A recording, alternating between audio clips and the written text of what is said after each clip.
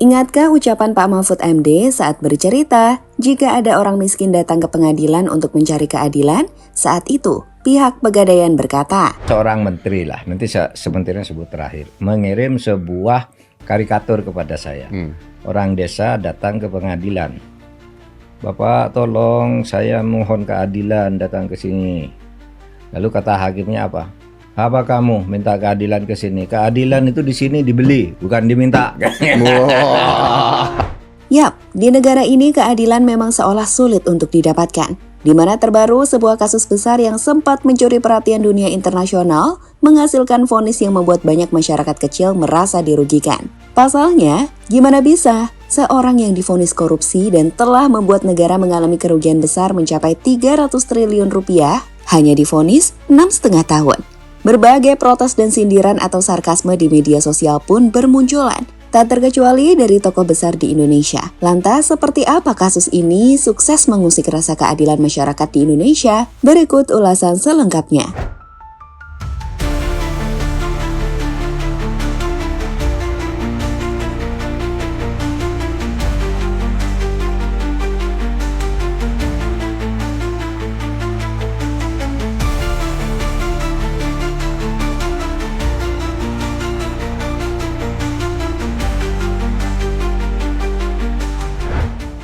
Menimbang bahwa tuntutan pidana penjara selama 12 tahun terhadap diri terdakwa Harvey Muiz, Majelis Hakim mempertimbangkan tuntutan pidana penjara tersebut terlalu berat jika dibandingkan dengan kesalahan terdakwa.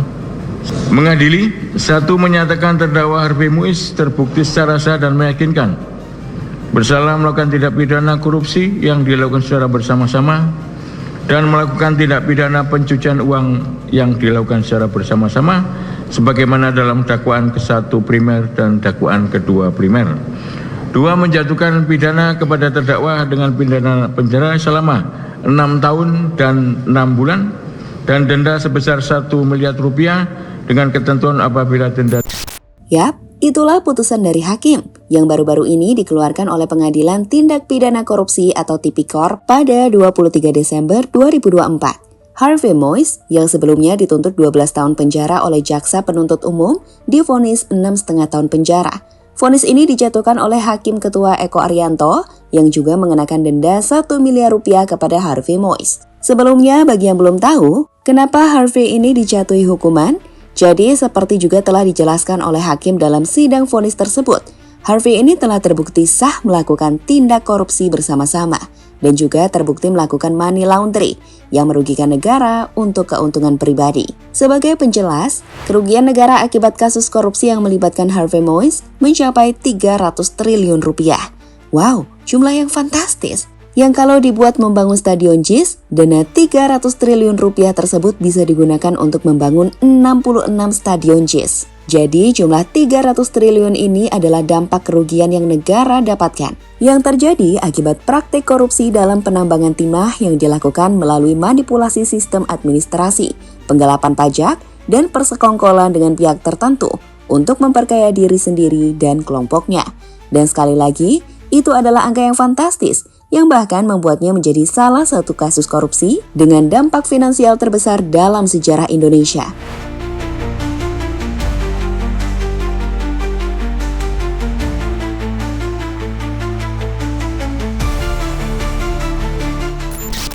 Melihat dampak kerugian yang begitu besar dan pengadilan hanya memberikan vonis 6,5 tahun penjara, keadilan di Indonesia pun dipertanyakan. Dan itulah yang saat ini tengah dikampanyekan oleh para tokoh-tokoh nasional, seperti Bapak Mahfud MD. Melihat Harvey hanya mendapatkan vonis 6,5 tahun, dalam cuitannya di akun X miliknya, Pak Mahfud mengatakan, jika vonis ini tak logis, mantan Ketua MK itu menilai tak logis, menyentak rasa keadilan. Harvey Muiz didakwa melakukan korupsi dan TPPU 300 triliun rupiah. Oleh jaksa hanya dituntut 12 tahun penjara dengan denda 1M dan uang pengganti hanya dengan 210 miliar rupiah. Vonis hakim hanya 6,5 tahun plus denda dan pengganti dengan total 212 M rupiah. Duh Gusti, bagaimana ini? Tulis Mahfud MD. Selain lewat cuitannya, Pak Mahfud juga mengutarakan kesedihannya soal keadilan di Indonesia dengan berbicara langsung di depan wartawan. Di situ ia mengatakan, besar 300 triliun. 300 triliun. Lalu tuntutannya hanya 12 tahun. Dengan uang yang tadi 300 triliun itu dikembalikan hanya 210 miliar. Ditambah denda 1 miliar. Itu sungguh menusuk rasa keadilan. Karena apa? 6,5 tahun itu kok kecil sekali bagi orang yang menggarung kekayaan negara. 300 triliun hanya diambil 210. Lalu ada yang mengatakan, Pak, itu 300 itu kan potensi. Bukan potensi. Itu sudah disampaikan bahwa itu kerugian keuangan negara, bukan kerugian perekonomian negara. Kalau kerugian perekonomian negara itu potensi, termasuk gaji, termasuk apa gitu yang diduga merugikan perekonomian. Ini uang negara menurut Jampitsus Febri Diansah. Resmi pada waktu itu malah menyebut ini bukan kerugian ekonomi negara tapi keuangan negara. Artinya uang konkret yang dicuri dari negara. Selain Pak Mahfud MD, baru-baru ini Deddy Corbuzier juga melakukan kritik sarkasme yang menurut Mimin sangat menarik. Menurut Om Ded nih, kalau melakukan korupsi yang merugikan negara ratusan triliun, setidaknya yang masuk ke kantong bisa mencapai 5 triliun. Paling sedikit tuh. Nah, misalnya dapat uang 5 triliun, terus resikonya kalau ketangkap di penjara 6,5 tahun, kira-kira kalian mau? Kalau merugikan uang negara ratusan triliun, setidak-tidaknya yang masuk ke diri lu sendiri paling dikit 5 triliun aja ada lah gitu ya. Anggaplah 5 triliun gitu. So, let's change it. Lu dapat uang 5 triliun. Oke? Dengan resiko di penjara 6,5 tahun. Mau nggak lu ambil? 5 triliun, ada uang 5 triliun nih di dalam penjara. 6,5 tahun. Will you be the corruptor? Or not? Pernyataan Om Ded ini menempatkan kalian pada situasi yang menarik, yang kami pikir membuat banyak orang gak takut untuk korupsi. Gimana enggak? Misal korupsi 5 triliun dan hanya dipenjara 6,5 tahun. Kalau dihitung-hitung, kalian bisa mendapatkan uang 64,1 miliar tiap bulannya hanya dari penjara. Sekarang lihat deh, komentar-komentar netizen yang menjawab pertanyaan dari Om Ded. Maukah kalian jadi koruptor jika hanya dihukum 6,5 tahun tapi ada uang 5 triliun yang masuk kantong? Penjara cuma 6 tahun. Nanti kena pengurangan kelakuan baik. Tiba-tiba 1 hingga 2 tahun keluar. Keluar-keluar tinggal dinikmatin deh hasil korup yang sudah diamankan di LN. Indahnya Konoha. Tulis Sabrina Hairunis, istri Om Ded di kolom komentar. Hi Will, dosa mah gak ingat pas korupsi. 6,5 tahun kerja biasa gak akan bisa ngumpul segitu.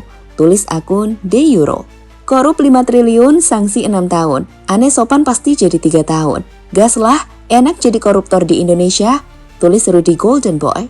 Tinggal kita sopan santun aja sih Om, sama bilang kita tulang punggung keluarga. Kan nanti dikurangin lah. Pasti banyak yang milih mau lah. Tulis akun Nurulinuca.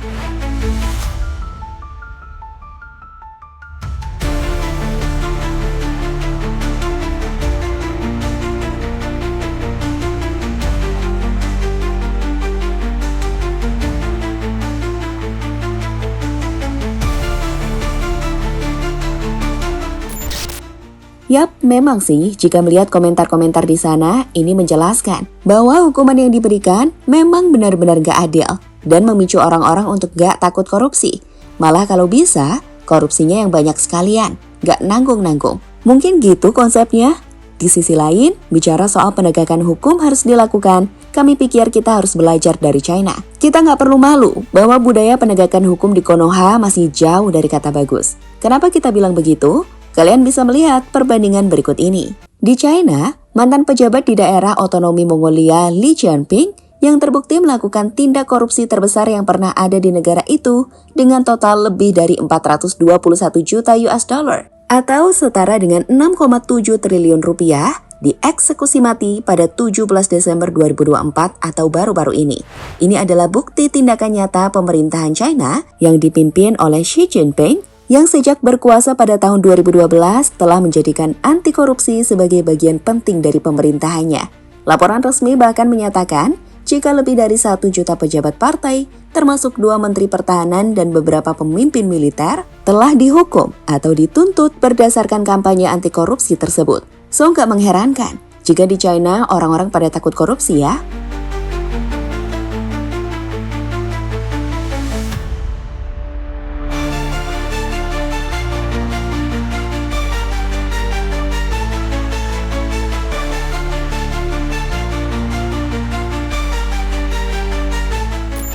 Di sisi lain, sebenarnya kasus korupsi dari Harvey ini juga sudah dibicarakan di tingkat level Asia loh. Dari situs channel newsasia.com, mereka sempat menuliskan artikel berjudul Indonesia's Perfect Husband. Harvey Moise faces money laundering, corruption charges. Sedangkan media di Australia ABC.net juga pernah menuliskan artikel dengan judul The Missing $26 Billion and the Shocking Downfall of Indonesia's Perfect Husband, Harvey Moise. Selain juga ada sorotan soal hukuman 6,5 tahun penjara yang diberikan padanya. Sementara itu, selain Harvey Moise, beberapa individu lain juga dijatuhi hukuman dalam kasus korupsi terkait penambangan timah yang merugikan negara hingga 300 triliun rupiah. Di antaranya adalah sebagai berikut. Suparta, Direktur Utama PT Revenet Bangkatin atau RBT, divonis 8 tahun penjara dengan denda 1 miliar rupiah, subsidiar 6 bulan kurungan. Ia juga diwajibkan membayar uang pengganti sebesar 4,57 triliun rupiah. Dengan ketentuan, jika tidak dibayar, akan diganti dengan hukuman penjara tambahan selama 6 tahun. Selain itu, ada juga Reza Andriansyah, Direktur Pengembangan Usaha PT RBT, dijatuhi hukuman 5 tahun penjara dan denda 750 juta rupiah, subsidiar 3 bulan kurungan.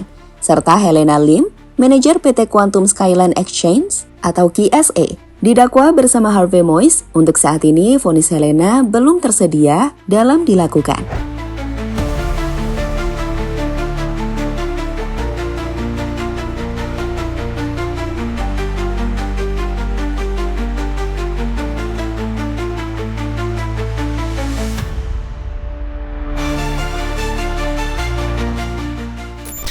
Jadi seperti itu teman-teman, rangkuman menarik soal bagaimana keadilan dalam kasus korupsi dinilai belum benar-benar ditegakkan di negara ini.